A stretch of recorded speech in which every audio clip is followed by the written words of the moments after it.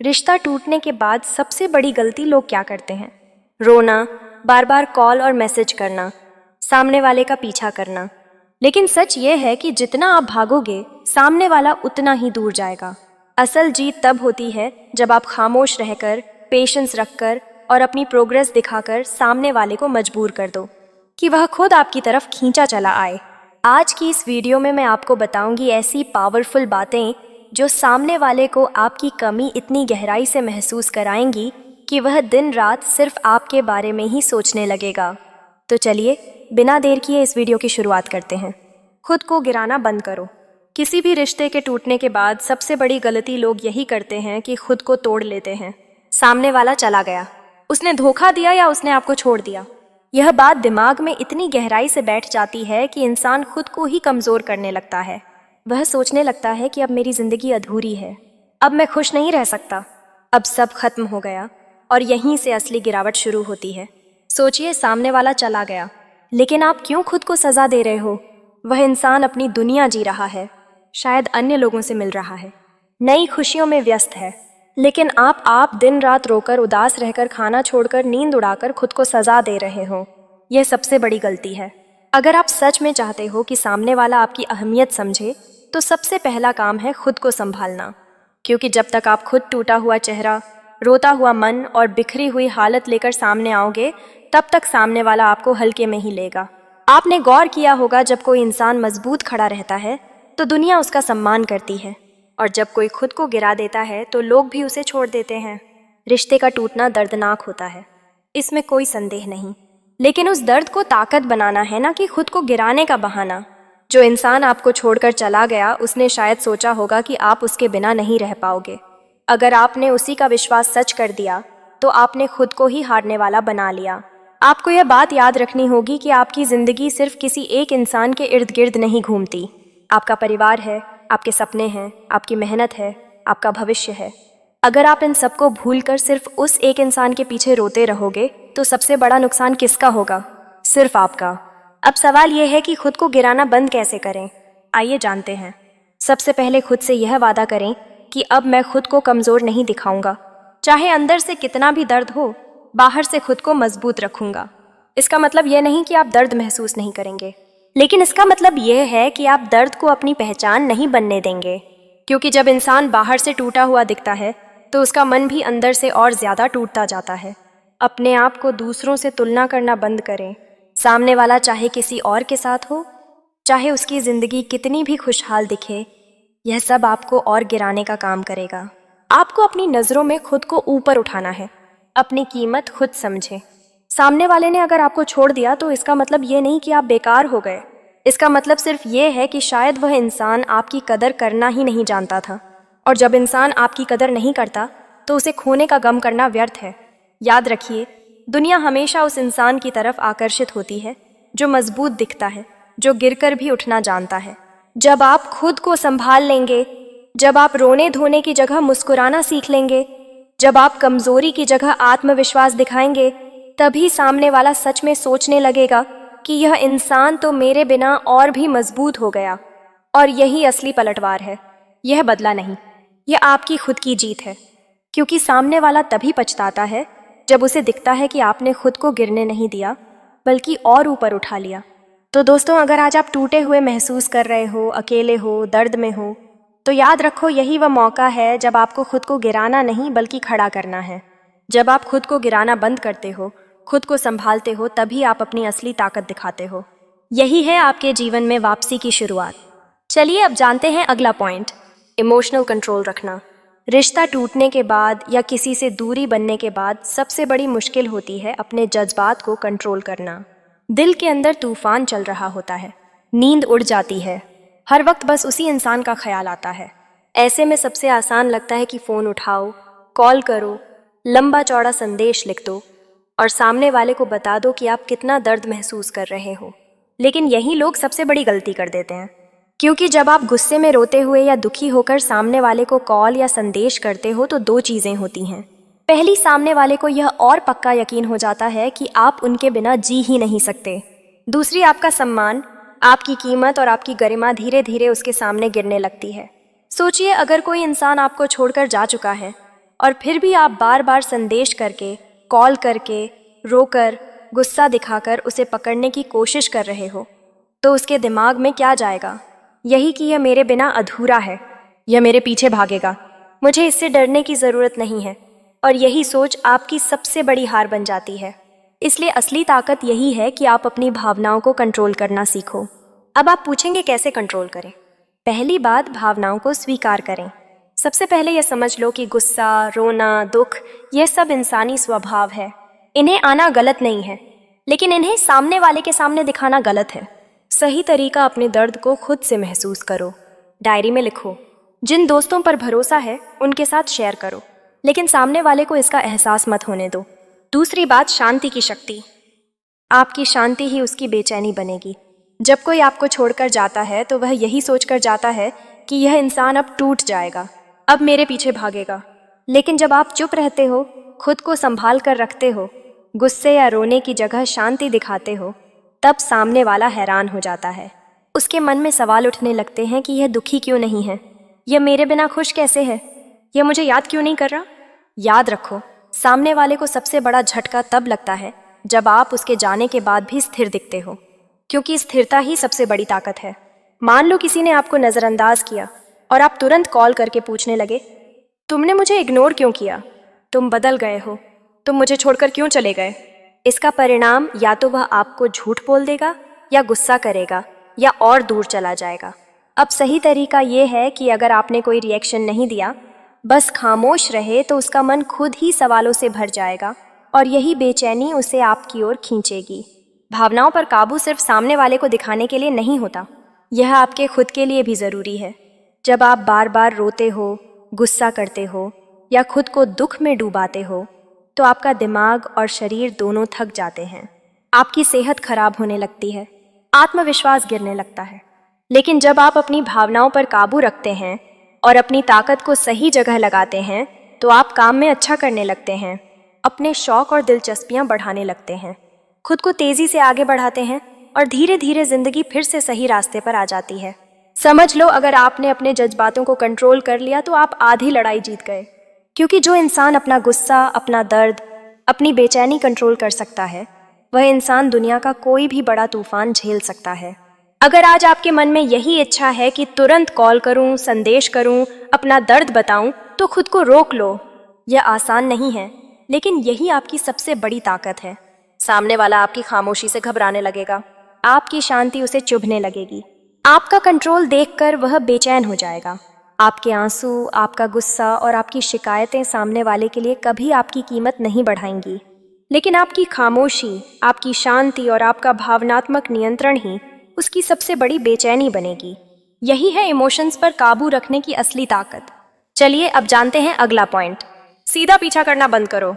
किसी के जाने के बाद सबसे आम गलती जो लोग करते हैं वह है उसका सीधा पीछा करना।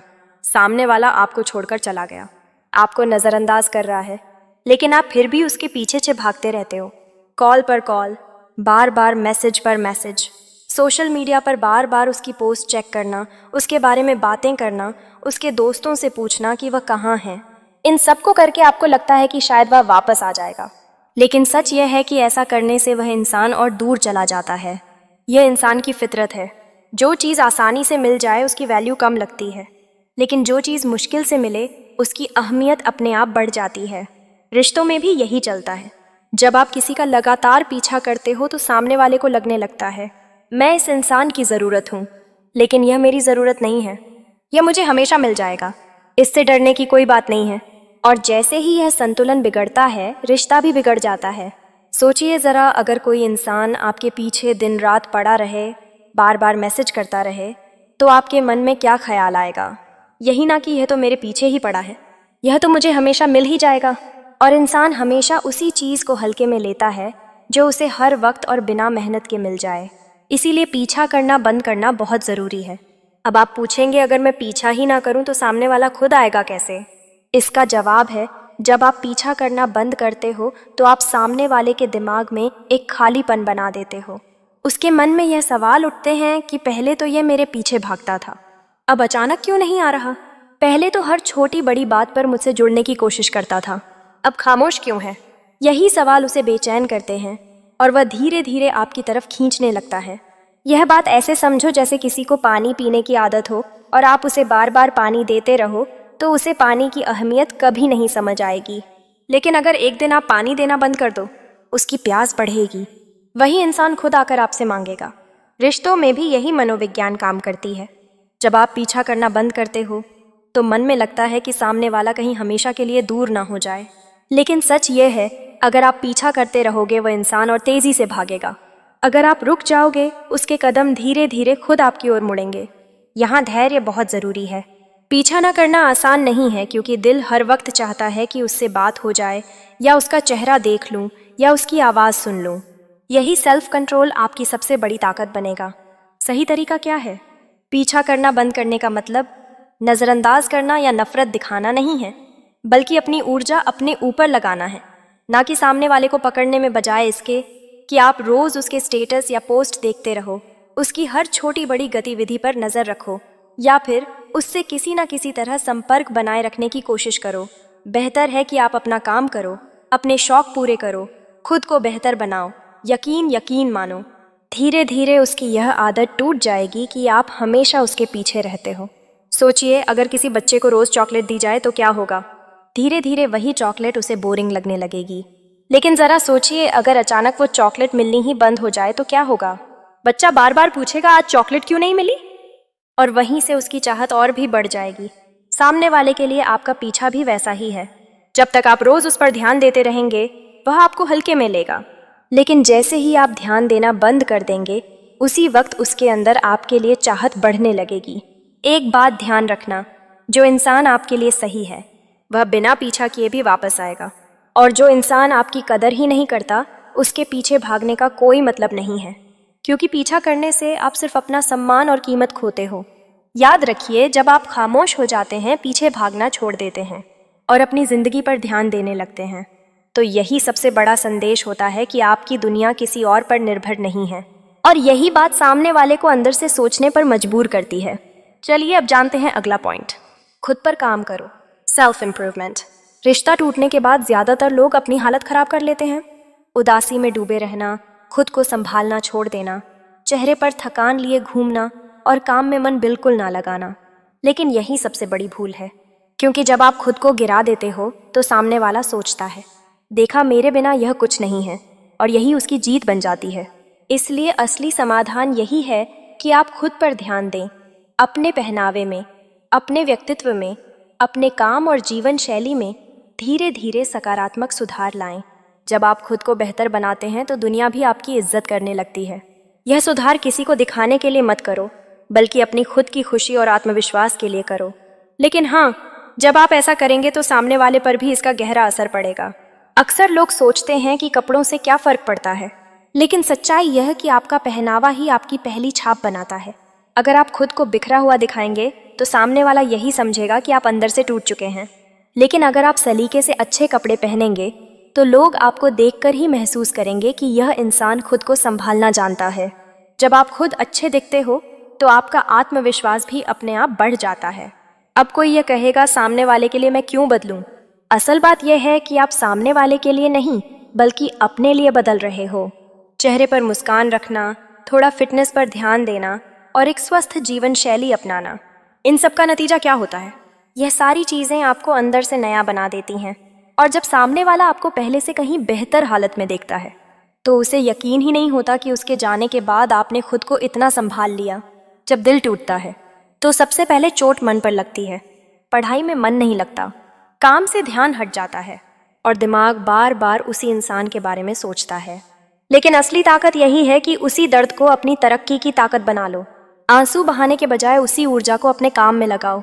अगर आप छात्र हैं तो पढ़ाई में पूरी मेहनत लगाइए, अच्छे नतीजों के लिए जी जान से पढ़िए। अगर आप नौकरी करते हैं तो काम पर नया फोकस लाइए, जिम्मेदारियां उठाइए और अपने प्रदर्शन से सबको चौंका दीजिए। अगर आपके पास कोई हुनर है तो उसे और निखारिए, नई स्किल्स सीखिए और खुद को एक नए स्तर पर ले जाइए। सोच कर देखिए, जब मेहनत रंग लाएगी आपके नतीजे बेहतर होंगे, तरक्की मिलेगी और आपके पास नई स्किल्स होंगी, तो ना सिर्फ सामने वाला हैरान होगा, बल्कि आप खुद अपने आप पर गर्व करेंगे। अब सोच कर देखो, अगर आप अपनी ज़िंदगी की छोटी छोटी आदतें बदलना शुरू कर दो, हर दिन टाइम पर उठना, रोज एक्सरसाइज करना, अच्छा खाना खाना और पूरी नींद लेना, यानी अपनी डेली रूटीन को मजबूत बनाना। इसके साथ अगर आप सोशल एक्टिविटीज़ में भी हिस्सा लो, बाहर घूमो, नए लोगों से मिलो, दोस्तों के साथ वक्त बिताओ, नए शौक अपनाओ, तो यह सब मिलकर आपको एक नई एनर्जी देंगे। और जब आपकी लाइफस्टाइल बदल जाएगी तो आपकी सोच भी बदल जाएगी। सामने वाला यह देखकर हैरान रह जाएगा कि उसके जाने के बाद आपने खुद को गिराया नहीं बल्कि और ऊपर उठा लिया। यही आता है असली साइकोलॉजिकल असर। सोच कर देखो, जब आप अच्छे कपड़े पहनते हो, कॉन्फिडेंट होकर चलते हो, काम में अच्छा परफॉर्म करते हो और आपकी लाइफ मज़ेदार और स्ट्रांग दिखने लगती है, तो सामने वाले के मन में क्या आएगा? यही कि यह मेरे बिना भी खुश है। और यही उसके लिए सबसे बड़ा शौक होता है। इसका एक और फायदा है सेल्फ हीलिंग। जब आप खुद पर ध्यान देते हो तो आपका दिमाग धीरे धीरे उस दर्द से बाहर निकलने लगता है। आपको एहसास होता है कि आपकी जिंदगी किसी एक इंसान पर डिपेंड नहीं है। आप खुद अपनी दुनिया बना सकते हो। और यहीं से आते हैं एक्स्ट्रा फायदे। लोग आपको नोटिस करने लगते हैं, नए लोग आपकी तरफ अट्रैक्ट होते हैं, पुराने दोस्त आपकी तारीफ करते हैं और यह सब देखकर सामने वाला और भी बेचैन हो जाता है। साथ ही आपका सेल्फ रिस्पेक्ट बढ़ता है, कॉन्फिडेंस बढ़ता है, लोगों की नज़रों में आपकी वैल्यू और ऊपर चली जाती है और आप खुद को हर दिन एक बेटर इंसान बनते हुए देखते हो। अब सवाल है, शुरू कैसे किया जाए? तो ये रही प्रैक्टिकल प्लान। पहले 2 हफ्तों में अपना पहनावा ठीक करो, एक्सरसाइज शुरू करो और पढ़ाई या काम में एक्स्ट्रा मेहनत करो। तीसरे चौथे हफ्ते में कोई नया हॉबी शुरू करो, सोशल एक्टिविटीज़ में हिस्सा लो और हेल्थ पर ध्यान दो। दूसरे तीसरे महीने में नए स्किल्स सीखो, करियर के गोल सेट करो और अपने पर्सनालिटी डेवलपमेंट पर काम करो।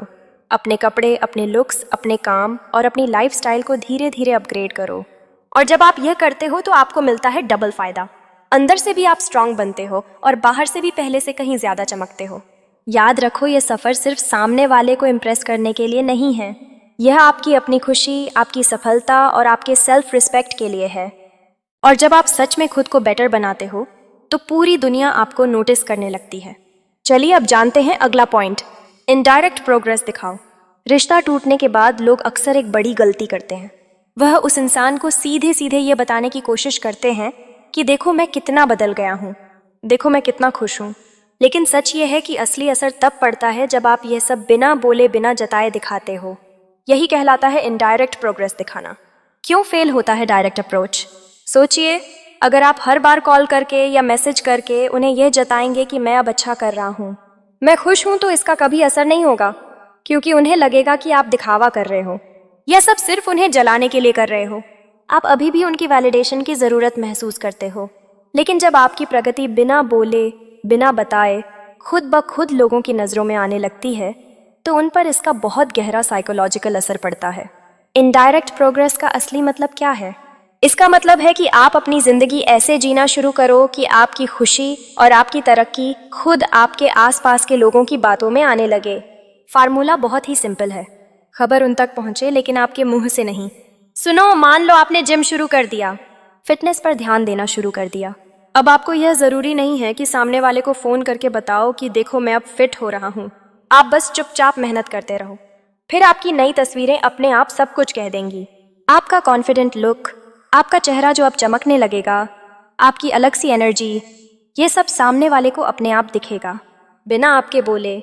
यह सब खुद ब खुद सबको नज़र आएगा और जब यह सब उन तक पहुंचेगा तो उन्हें झटका लगेगा कि यह तो मेरे बिना और भी बेहतर हो गया है। सुनो, इनडायरेक्ट प्रोग्रेस सिर्फ आपके लुक्स तक सीमित नहीं होती, यह तो आपकी पूरी ज़िंदगी के हर हिस्से में नज़र आती है। जब आप अपने काम में अच्छा परफॉर्मेंस देने लगते हो, प्रमोशंस मिलने लगती हैं, नई अपॉर्चुनिटीज़ आपके हाथ में आती हैं और आपका प्रोफेशनल नेटवर्क बढ़ने लगता है, यह सब सामने वाले तक बिना कहे ही पहुंच जाता है। आप नए दोस्त बनाते हो, सोशल इवेंट्स में पार्टिसिपेट करते हो, हॉबीज़ डेवलप करते हो, ट्रैवल करके नए एक्सपीरियंसेस लेते हो। यह सब आपके अंदर की खुशियों और ग्रोथ का सबूत बन जाता है। नई स्किल सीखना, किताबें पढ़ना, नॉलेज बढ़ाना, कॉन्फिडेंस में सुधार लाना और मेंटल हेल्थ पर ध्यान देना, यह सब आपकी रियल प्रोग्रेस दिखाते हैं। धीरे धीरे यह बातें सामने वाले तक पहुंचती हैं और वहीं से उनकी बेचैनी शुरू होती है। याद रखो, इंसान सबसे ज़्यादा तभी सोच में पड़ता है जब आपकी तरक्की उसे बिना कुछ कहे साफ दिखने लगती है। असली असर तब होता है जब आपकी ग्रोथ इनडायरेक्टली सामने आती है। अगर आप किसी से बार बार कहो कि मैं खुश हूँ तो शायद वह आप पर यकीन ही ना करें, लेकिन अगर वही इंसान आपको हंसते हुए, मुस्कुराते हुए, दोस्तों के साथ एंजॉय करते हुए देखे तो बिना आपके कहे ही उसे यकीन हो जाएगा कि आप सच में खुश हो। इनडायरेक्ट प्रोग्रेस के बेनिफिट्स। Number 1, authenticity. जब आप बिना दिखावे के अपनी ज़िंदगी बेहतर बनाने लगते हो तो वह सिर्फ दूसरों के लिए नहीं बल्कि आपकी खुद की ग्रोथ के लिए होता है। Number 2, sustainable growth. यही प्रोग्रेस सबसे टिकाऊ होती है। Number 3, self respect. आप अपनी डिग्निटी मेंटेन करते हो और डेस्परेट नहीं लगते। स्टेप 1, आदतें बदलो। अगर पहले आप लेजी थे तो अब पंक्चुअल बनो। रूटीन में डिसिप्लिन लाओ। हेल्थ और फिटनेस को प्रायोरिटी दो। Step 2, social media strategy. दुखी स्टेटस डालने की बजाय न्यूट्रल या पॉजिटिव चीज़ें शेयर करो। ओवरली हैप्पी पोस्ट्स भी अवॉइड करो, वो फेक लगते हैं। अचीवमेंट्स को सर्टली शोकेस करो। Step 3, professional development. काम और स्टडीज़ में इंप्रूवमेंट दिखाओ, न्यू स्किल्स सीखो। स्टेप 4, हेल्थ, बॉडी और पर्सनालिटी पर काम करो। मेंटल हेल्थ को प्रायोरिटी दो, सेल्फ केयर रूटीन फॉलो करो। Step 5, social circle. नए लोगों से मिलो, पुराने दोस्तों से रिकनेक्ट करो, सोशल एक्टिविटीज़ में हिस्सा लो। सबसे ज़रूरी रूल, अपनी खुशी दिखाने के लिए आवाज़ मत लगाओ। सोच कर देखो कि जब वह आपके बारे में किसी और से सुने कि अरे वह तो अब बहुत अच्छा कर रहा है, बहुत खुश दिखता है, पहले से कहीं बेहतर लग रहा है, नई जॉब मिली है, हेल्थ पर भी ध्यान दे रहा है, हमेशा मुस्कुराता रहता है, तो उनके मन में कैसी बेचैनी होगी, क्योंकि यह बातें आपकी ज़ुबान से नहीं दूसरों के मुंह से निकल रही होंगी। और यही इनडायरेक्ट प्रोग्रेस की असली पावर है। सच कहूँ तो सामने वाला सबसे ज़्यादा तब रिग्रेट करता है जब उसे यह एहसास होता है कि आपने उसके बिना रोना धोना नहीं किया, बल्कि खुद को और भी ऊपर उठा लिया। उसे समझ आता है कि आपकी ज़िंदगी में वह रिप्लेसेबल था। और सबसे बड़ा झटका तब लगता है जब उसे दिखता है कि आप उसके बिना भी खुश रह सकते हो। और यह असर कभी डायरेक्ट बातों से नहीं आता, हमेशा इनडायरेक्ट तरीके से ही आता है। तो दोस्तों, याद रखो, बिना कुछ कहे सिर्फ अपनी प्रोग्रेस दिखाना ही सबसे बड़ा जवाब है। उसे लगता है कि सामने वाला अभी तुरंत वापस आ जाए, वह अभी कॉल करे, अभी मैसेज करें। लेकिन असलियत यह है कि रिश्तों का खेल इंस्टेंट नूडल्स जैसा नहीं है जो 2 मिनट में तैयार हो जाए। यह वक्त और पेशेंस मांगता है। जब आप चाहते हो कि वह आपके पास भाग कर आए तो आपको समझना होगा कि यह प्रोसेस धीरे धीरे काम करता है। मेंटल प्रोसेस में हमेशा टाइम लगता है। किसी के मन की फीलिंग्स बदलने में टाइम लगता है, किसी को आपकी कमी महसूस होने में भी टाइम लगता है, किसी को यह समझने में कि आपकी असली वैल्यू क्या थी उसमें भी टाइम लगता है, और पुराने पैटर्न्स और आदतें तोड़ने में भी टाइम लगता है। और अगर आप इस वक्त को स्किप करके जल्दबाजी दिखाओगे तो पूरा खेल बिगड़ जाएगा। सोच कर देखिए, अगर आप बार बार उन्हें मैसेज करते रहो, कॉल करते रहो, अटेंशन देते रहो, तो उन्हें आपकी कमी कब महसूस होगी? वह तो और भी आराम से आपको हल्के में ले लेंगे।